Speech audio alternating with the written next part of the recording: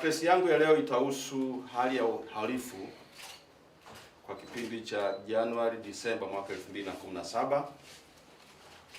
Jeshi la Polisi mkoa wa Mbeya limeendelea kufanya misako, operation na doria zenye tija katika maeneo mbalimbali ili kudhibiti uhalifu na wahalifu, na kwa kweli limekuwa likishirikiana na wananchi na wadau wengine katika jitihada hizo za kukabiliana na uhalifu na wahalifu na kupata mafanikio makubwa, ikiwa pamoja na kupunguza matukio makubwa ya uhalifu kwa mwaka huu, mwaka 2017.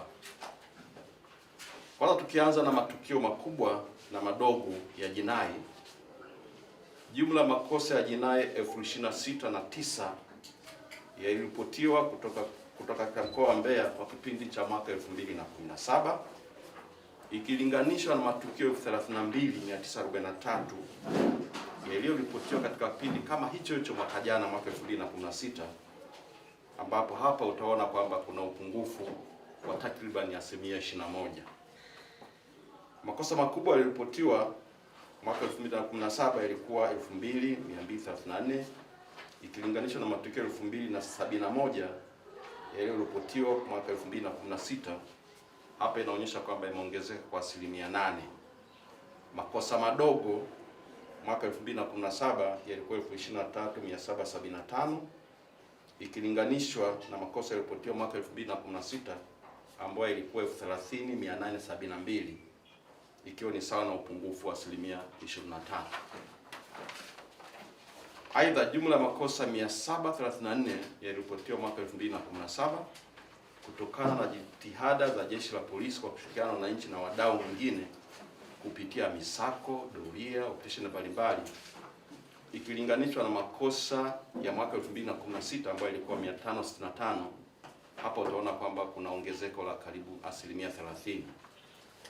Tukija sasa kwenye matukio ya usalama barabarani, kwa upande wa makosa ya usalama barabarani, jumla makosa yote ya ajali pamoja na ukiukaji wa sheria za usalama barabarani kwa kipindi cha mwaka 2017 yalikuwa 82,211, wakati kwa mwaka 2016 yalikuwa 66,172 ikiwa sawa na ongezeko la 24%. Lakini tukienda kwenye upande wa ajali mwaka 2017 zilikuwa 244 ikilinganishwa na 393 zilizotokea mwaka 2016 ikiwa sawa na upungufu wa 38%. Kwa maana hiyo kwamba ajali zimepungua kwa 38%. Lakini ukienda kwenye ajali ambazo zilisababisha vifo tu, mwaka 2017 walifariki watu au hizi ajali zilikuwa 141, wakati kwa mwaka 2016 zilikuwa 182, ambapo vile vile hapo utaona kuna upungufu wa 22.5. Lakini tukija kwenye upande wa watu waliofariki kutokana na ajali hizi, watu waliokufa mwaka 2017 walikuwa 170, wakati mwaka 2016 walikuwa 286. Hapo utaona kwamba kuna upungufu mkubwa ambapo ni takriban 40.5. Lakini tukienda kwenye ajali za majeruhi, mwaka 2017 ajali hizo zilikuwa 103, wakati mwaka 2016 zilikuwa 211, ambapo ni sawa na upungufu wa 51%. Tukija kwenye upande waliojeruhiwa, watu ambao walijeruhiwa kutokana na ajali hizi, mwaka 2017 walijeruhiwa watu 268, mwaka 2016 walikuwa 482. Hapa vile vile kuna upungufu, kwa maana kwamba kulikuwa kuna upungufu wa watu waliojeruhiwa kwa takriban 44%. Lakini tukija kwenye pesa zilizokusanywa kutokana na makosa mbalimbali ya usalama barabarani, utaona kwamba mwaka 2017 zilikusanya takriban shilingi bilioni 2,380,050,000, wakati katika kipindi cha mwaka 2016 zilikusanya shilingi bilioni 1,920,920,000,000, ambao vile vile utaona kuna ongezeko la faini za barabarani takriban 24%. Aidha, Baadhi ya sababu za kutokea kwa matukio ya ajali ni kuongezeka kwa vyombo vya usafiri mkoani Mbeya, hasa magari, pikipiki, bajaji. Baadhi ya madereva kutozingatia sheria za usalama barabarani, ikiwa pamoja na mwendo kasi, ulevi. Licha jitihada za Jeshi la Polisi mkoa wa Mbeya kwa kushirikiana na baadhi ya wadau kutoa elimu mara kwa mara, lakini vile vile lipo swala hali ya hewa, hususan ukungu, utelezi katika baadhi ya maeneo ya barabara ya Mbeya kwenda Rungwe na Kiela. Lakini sasa labda tuangalie matukio yaliyovuta hisia sana mwaka 2017 kwa jamii. Kuna matukio kama matatu ambayo yalivuta hisia kubwa sana kwa jamii katika mwaka 2017 kama ifuatavyo. Tarehe 16 mwezi wa kwanza mwaka 2017 majira ya saa 6:30 mtaa wa Igoma A, kata Isanga, tarafa ya Sisimba, jiji na mkoa wa Mbeya, kulitokea tukio la waombolezaji kuzika jeneza tupu na mwili wa marehemu mtoto ambaye alijulikana kama Haruna Jairo Kiando, alikuwa na miaka 9, Mkinga, mkazi wa mtaa wa Igoma, kusahaulika nyumbani. Kwa maana mwili ule ulisahaulika nyumbani, wakaenda kuzika jeneza tupu. Hata hivyo mwili huo baadaye ulikwenda ukazikwa kwa taratibu za kawaida. Lakini tukio la pili ambalo lilitokea tarehe 15 mwezi wa pili mwaka 2017, kuna mtu mmoja anaitwa Baraka Mafungo. Huyu ni miaka 22, msafu wa mkulima, ni mkazi huyu ya Pipeline. Alifariki dunia kwa maradhi ya kisukari. Lakini tarehe 18 mwezi wa pili mwaka 2017, Ruthi Segeti, miaka 57, msafa, mkazi wa Pipeline, mama mzazi wa marehemu, akiwa na vijana wawili, walifukua kaburi la mtoto wake na kutoa mwili huo kisha kupeleka nyumbani kwake na kuhifadhi kwa imani kuwa kwamba atafufuka. Hata hivyo mwili wa marehemu baadaye ulizikwa upya tarehe 20 mwezi wa pili mwaka 2017 kwa usimamizi wa halmashauri ya wilaya ya Mbeya vijijini. Tukio la tatu ambalo lilivuta hisia sana kwa mwaka 2017 ni lile ambalo lilikuwa ajali ya moto na kusababisha uharibifu mkubwa. Kama nakumbuka, tarehe 15 mwezi wa 8 majira ya saa 3:30 eneo la Sido Mwanjelwa katika soko la Sido lililopo Sido, kata Yela, tarafa Iunga na jiji na mkoa wa Mbeya, kulitokea ajali ya moto ambapo baadhi ya maduka, vibanda vya soko hilo iliteketea kwa moto. Hakuna madhara ya binadamu yaliyotokea, lakini thamani ya mali iliyoteketea inakadiriwa kwa karibu milioni 500. Sasa labda tuangalie hali ya ulinzi na usalama katika kipindi cha sikukuu za Christmas mwaka 2017. Katika kipindi cha sikukuu za Christmas na mwaka mpya mwaka 2018, kwa ujumla kwa kweli hali ilikuwa shwari. Ulinzi uliimarishwa sana maeneo mbalimbali ikiwemo nyumba za ibada, kumbi za starehe, barabara kuu na maeneo yote ambayo kulikuwa kuna mkusanyiko wa watu wengi. Hata hivyo, kuna matukio kadhaa machache yalitokea ya uvunjifu wa amani yaliyoripotiwa kutokea katika kipindi hicho. Kwanza kulikuwa kuna mauaji moja, lakini kuna swala la kujeruhi moja, halafu kulikuwa kuna ajali ya kifo kimoja.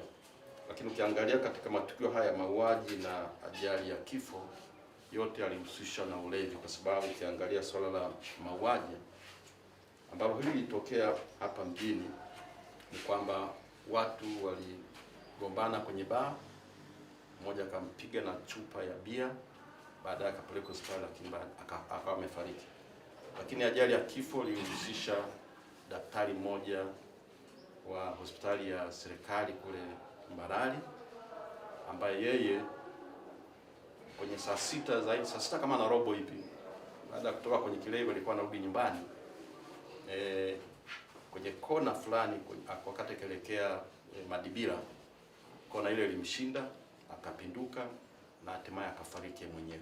Kwa hiyo ndio matukio machache ambayo yalitokea wakati wa Christmas na siku za mwaka mpya, lakini kwa ujumla kwa kweli hali ilikuwa shwari sana. Lakini katika kipindi hicho kuna misako ambayo ilifanyika. Kwanza, kwa mfano, bangi karibu gramu 35 ilikamatwa, pombe haramu ya gongo lita 124, silaha 3 aina tofauti. Kulikuwa kuna rifle moja, shotgun moja, gobore moja, pamoja na risasi 8 za shotgun na 2 za rifle. Halafu vile vile walikamatwa wahamiaji haramu 17, wote wakiwa raia wa Ethiopia. Na nikizungumzia, kwa sababu hizi zilikuwa ni taarifa za mwaka jana, lakini kama nafikiri mna taarifa vile vile, siku 2-3 zilizopita tumekamata wahamiaji haramu karibu 58, karibu 58 ambao wamekamatwa wilaya ya Mbarali pamoja na Mbeya vijijini. Lakini vile vile na risasi karibu 81 za aina ya rifle Mark 4 ziliokotwa hapa jijini Mbeya.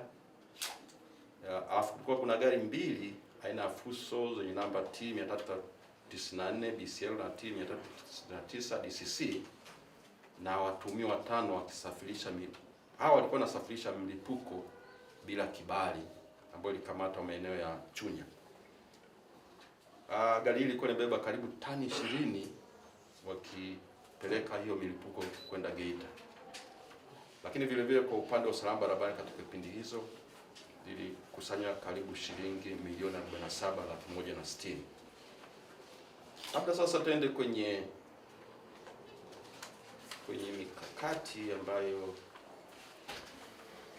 ambayo tunaona itatusaidia katika mwaka huu mpya, mwaka 2018. Tuna mikakati gani? Kwanza ni kufanya tathmini ili kuyatambua matishio katika maeneo yetu na mikakati ya kupunguza uhalifu ulioongezeka zaidi kwa mwaka 2017. Kwa hiyo ni mikakati ambayo tutakuwa nayo na tuangalia ni uhalifu gani ulikuwa mkubwa sana katika kipindi cha mwaka 2017 ili tuweze kuweka nguvu zaidi. Kwa mfano, yapo matukio ya mauaji ambayo yamekuwa yakijitokeza sana katika kipindi cha mwaka jana, na mengi utakuta yalikuwa yakihusisha kujichukulia sheria mkononi, swala la ugomvi, kwa ikitokea mambo ya ugomvi kati ya mtu na mtu, matokeo yake unatokea mauaji. Lakini vile vile ilikuwa masuala ya ugoni ilitokea sana, kutokuelewana, pamoja na sehemu ya ulevi ilikuwa ikisababisha. Tutaangalia maeneo haya tuweze kubuni mbinu ambazo zitasaidia katika kuhakikisha kwamba matukio ya mauaji yanapungua kwa kiwango kikubwa. Lakini hapo matukio ya kubaka yamekuwa yakitokea sana, na tutaelekeza nguvu. Matukio kama kulawiti, lakini yote kwa ujumla wake yakihusu maadili ya jamii. Kwa hiyo haya ni maeneo ambayo tutayalenga sana katika mwaka wa 2017, bila kusahau maeneo mengine. Hata kama tumepata mafanikio, lakini vile vile hatutaweza kuacha kutupia jicho eneo hilo. Lakini pili ni kubaini mwelekeo wa uhalifu na maeneo tete uhalifu ili kuelekeza nguvu za ziada katika maeneo kama nilivyosema, kuchukua hatua za haraka pale tukio linapotokea na kutoa taarifa, lakini kuendeleza jitihada za kushawishi halmashauri za jiji na wilaya katika kupambana na uhalifu. Hata hivyo, changamoto iliyopo ni kwa halmashauri hizo kutotambua kwa jukumu la kuihakikishia jamii usalama wa maisha, mali na utulivu ni moja majukumu yake kwa mujibu wa sheria namba 7 ya mwaka 1982 ya sheria za serikali za mitaa, pamoja na sheria namba 8 ya mwaka 1982 sheria ya serikali za mitaa, mamlaka ya miji. Lakini tutaongeza jitihada kwenye doria na misako yenye tija na ufanisi mkubwa, kuongeza kasi ya kueneza falsafa ya ulinzi shirikishi, kuendelea kushirikiana na vyombo vingine vya ulinzi na usalama, ikiwa pamoja taasisi za serikali na vyombo vya serikali, kwa mfano jeshi la wananchi, JKT, magereza, uhamiaji, usalama wa taifa, zimamoto, uokoaji, TAKUKURU, ofisi ya mwanasheria wa serikali, TRA, TFDA na kadhalika, taasisi mbalimbali. Lakini tutadumisha ushirikiano na vyombo vya habari vilivyopo mkoa wa Mbeya na ambavyo viko nje ya mkoa wa Mbeya. Tutadumisha sana ushirikiano katika mwaka 2018. Lakini ushirikiano na mikoa jirani kitu cha muhimu, kwa sababu swala uhalifu na wahalifu lazima kushirikiana na mikoa jirani katika kudhibiti uhalifu. Lakini jingine ni ushirikiano wa madhehebu ya dini, wazee wa mila, viongozi wa serikali za mitaa, kata, tarafa na viongozi wa vyama vya siasa katika kupambana na uhalifu na wahalifu. Kwa sababu tunaamini, kwa mfano, katika upande wa viongozi wa dini, wao wanafanya doria ya kiroho, kwa hiyo ni watu muhimu kwetu katika kushirikiana nao, na hasa katika masuala ya imani za kishirikina, mauaji, visasi na kadhalika, viongozi wanaweza kutusaidia sana. Lakini tutaimarisha utendaji wa kiuweledi, kwa maana askari wetu wafanye kazi kwa uweledi zaidi. Tutajenga na kuimarisha uaminifu na uadilifu kwa askari wetu, ni swala muhimu nalo. Lakini tutaimarisha utoaji huduma bora kwa wananchi, kwa maana customer care.